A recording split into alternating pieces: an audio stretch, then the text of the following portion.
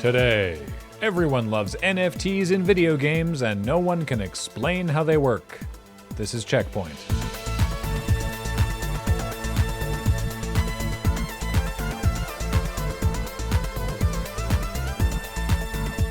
Welcome to CheckPoint. You ever just look at your hands, man? What's wrong with my hands? No, your hands, man. The little man who lives under the sink and licks your hands clean every night before bed. No, Graham. I have never seen my hands man. He's furry? Are you sure that's not your cat? I don't want to stress him out by asking. Dr.Disrespect, the loud mustache man who got banned from Twitch after breaking California law by live streaming from a bathroom at E3, he didn't get banned because of that. It's just that he did that, and then chronologically he was banned a year after that.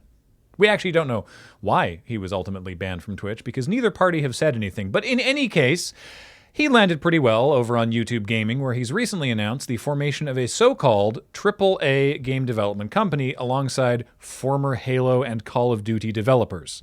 But what does that actually mean? I'm glad you asked, because I had to read LinkedIn for this story, so at least someone else is interested. The name of the company is Midnight Society, co-founded by Guy Beam, that's the bad doctor's human name, and Robert Bowling, who will act as the studio head. Calling Bowling a former Call of Duty developer is not strictly inaccurate. He was a creative strategist and community manager for Infinity Ward, but he left in 2012, and since then has been doing corporate strategy to some amount of success, most recently 4 years of advising and then game directing for development house Strange Reptile, who, as far as I can find, has made Terminator, Men in Black, and Star Trek branded VR experiences exclusively for Dave & Buster's.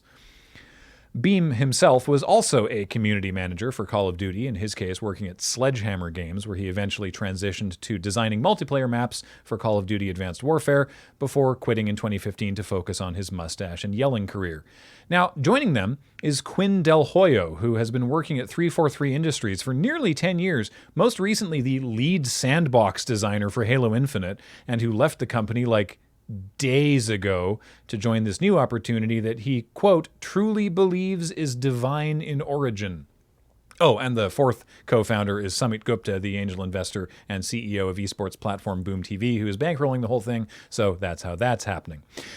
Two problems. According to their website, Midnight Society aims to, quote, flip the tables on the traditional video game development model and embrace the day zero community. That means including our players, yes, you, from the earliest most inception. That could be testing reload times and recoil patterns in the firing range, or jumping in for the first ever PvP sessions.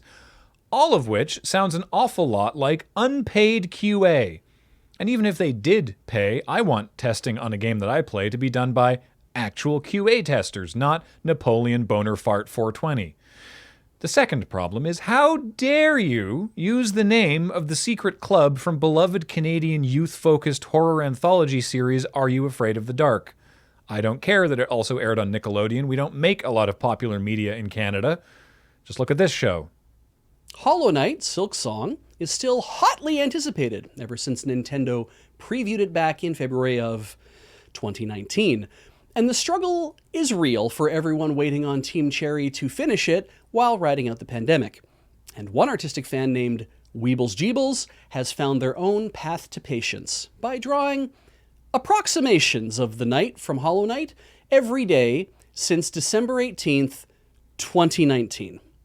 I appreciate the soft ennui Weebles Jeebles is going through, marking time with a new drawing of the night every day, hoping that Silksong debuts soon. I just feel a little awkward because did anyone tell them that the knight isn't the main character in Silksong? They're not. It's Hornet. That was the whole point of Silksong. Originally, it was going to be DLC where you could play as Hornet.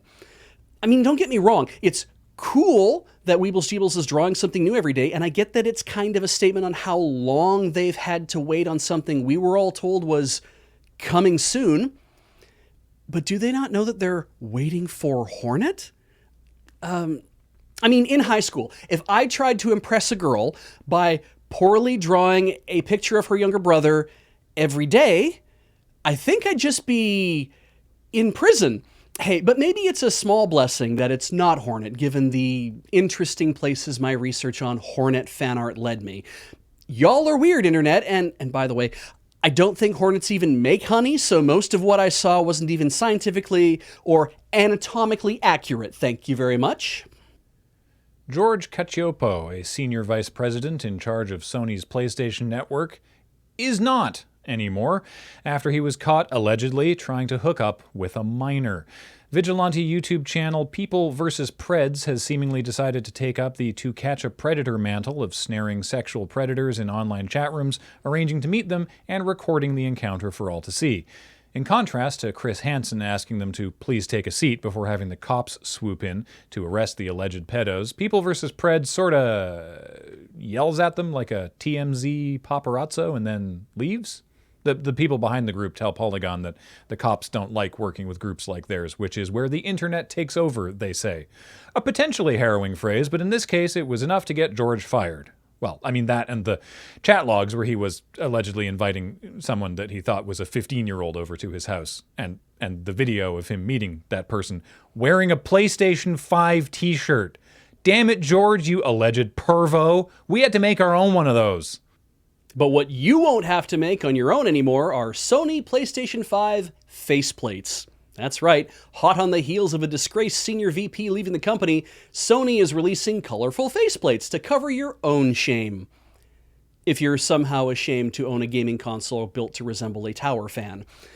This comes after issuing cease and desist orders to customization companies The PlateStation and dbrand, both of whom were offering custom-colored replacement plates, because Sony alleged it was a protected product design, and now they have a patent for PS5 skins and faceplates, claiming their offerings are, quote, the only console covers made by PlayStation for PS5 that are designed to deliver the quality level you know and trust. Which is a neat way of saying, so we get all the money from them. The Galaxy Collection will be out in 2022 in Midnight Black, Cosmic Red, Nova Pink, Starlight Blue, and GameCube Purple. Sorry, that's Galactic Purple. You'll also be able to purchase DualSense controllers in the same blue, pink, or purple to match if that's your bag. Anyway, it's good to see Sony looking forward and celebrating the future of spacefaring PS5s to colonize extrasolar planets like in Earthstar Voyager or a Boston album cover. Compare this to Microsoft, who has already sold a bunch of cool-looking custom controllers and are instead burning carbon on this.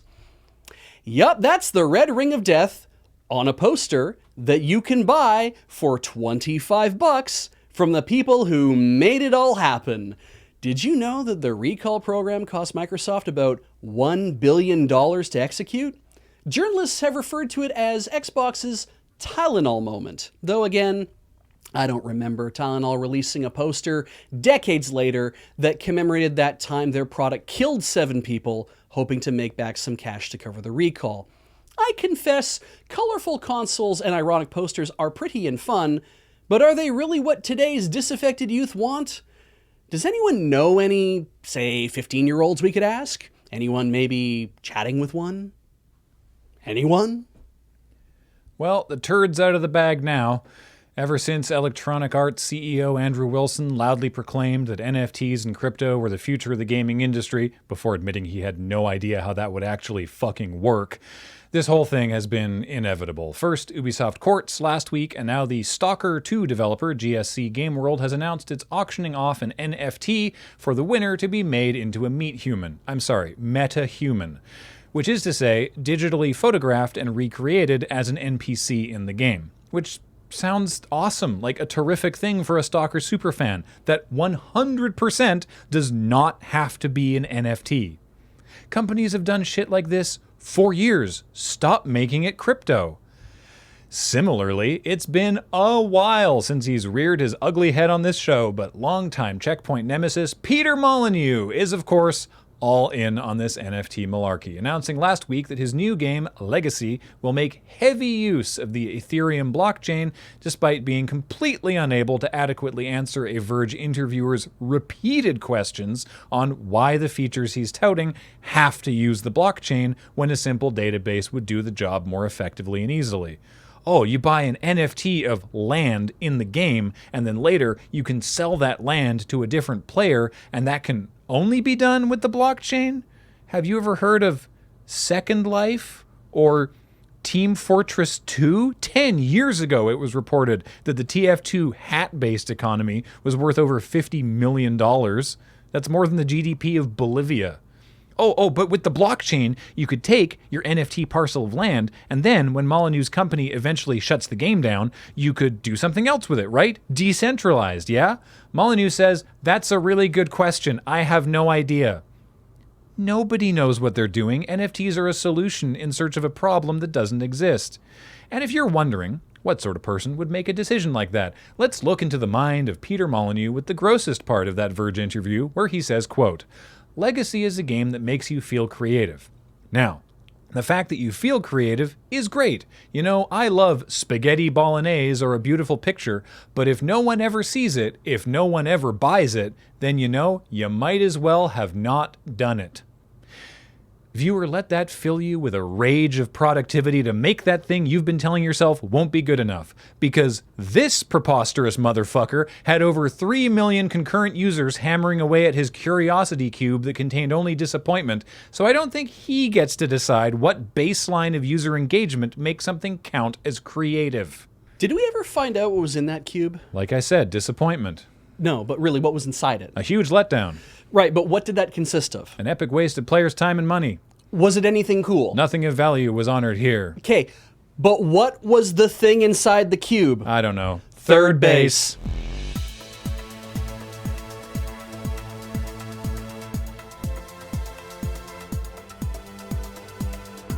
Hey friend, have you tried playing Final Fantasy XIV, free to level 60 and home of the award-winning expansion Heavensward? Well, you can't, because Square Enix has suspended sales of the game because it's too successful. But don't worry, you can buy it again once the internet loses interest in cute bunny boys. So never. Never, essentially, yeah, is what yeah, I'm all saying, right, is cool. you're never going to get a chance to play Final Fantasy XIV in your life at this point. And now I kind of want it. Yeah? Only now. Because you can't... What do you mean I can't buy it? I don't even need to. It's free to level 60. You just said. Yeah. What if I want to play it? Wait a minute. Hang on. Yeah. This meme has lied to me. Mm-hmm. It's not even free anymore. Now it's just, you can't. Mm-hmm. How much does it cost? No. Just a big no. Yeah. Yeah. Go to the website and be like, I'm sorry, you're going to have to finish the Bungie 30th anniversary celebration before you can pre-order your next copy of Final Fantasy XIV. So do you know what was inside the Curiosity Cube? Because I actually do. Yeah, I had heard, to be clear, I wrote that ending and I knew that Graham knew, but I'm like, it's funnier if we can just third base our way through this. I heard it once. And I think I was so angry, I just excised the knowledge from my neurons. So he touted it because Molyneux likes to tout things. I don't know why they let him do an interview. I mentioned to Kathleen, I read the story. I was like, a Verge interviewer's request. She was like, who let him talk to The Verge? Why do they let Molyneux, because he runs the company. Yeah, but why that's do they why. let him say anything? Okay, so it was touted as it was going to be life-changing. Yeah, for whoever I remember that. For whoever gets in the middle of gets the cube. So and they'll be the only ones who'll get to see it when it happens. The only one. The winner could choose to share it or not. Yes, and they did. And not share it like share the prize, but share knowledge of the prize. Yeah. And what it was that Molyneux's company, 22 Cans, was working on a new god game called Goddess. Or Godus. Godus. I think Goddess, because it's a god game, and it's like a evolution of their game Populous. Yeah, there's a lot of like raising and lowering land in it. I played it on my iPad back when I had an iPad 3. Yeah. So it's a while ago. Well, it came out in 2013. Yeah. Yeah, and it's still in early access. Sure fucking is. That Verge interview, by the way, ended. The last question was like, hey, is Goddess ever going to come out of early access? And Molyneux was like, boy, I'd love for that to happen. Anyway, back motherfucker. to the, anyway, back to the cube. So the winner of the cube got to be like the godhead in the game and would get a portion of the game's profits. I don't think I bought that game. I think I downloaded it for free on my iPad. So there's two problems with that. One, according to Molyneux, the person who was in charge of keeping up communication with the winner left the company and no one picked it back up. So they were out of communication with the winner for several years. It was like 2017, and the guy was like, then there was an article being like, hey, remember the Curiosity Cube? Remember the person who won that? He hasn't gotten anything out of it yet. So, Molyneux was like, oh, that's inexcusable. I'm sorry. So, got back in contact with them.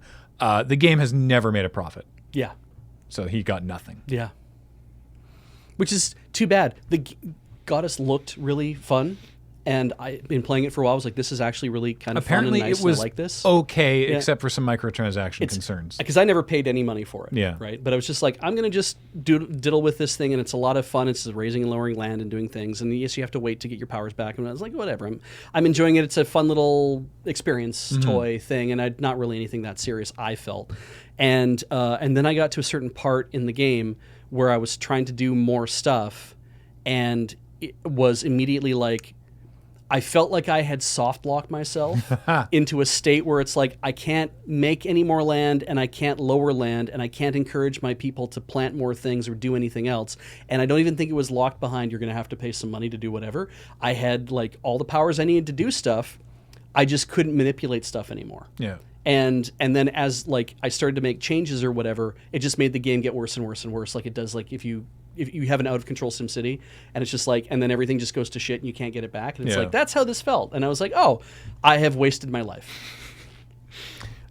I'm sure Peter Molyneux knows more about the ins and outs of video game development than I do.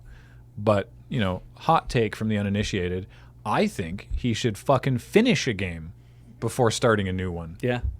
But again, I'm mercifully not Peter Molyneux. Oh, that's enough. Feels good to get that off your chest, right? Oh, I'm so happy I'm not Peter Molyneux.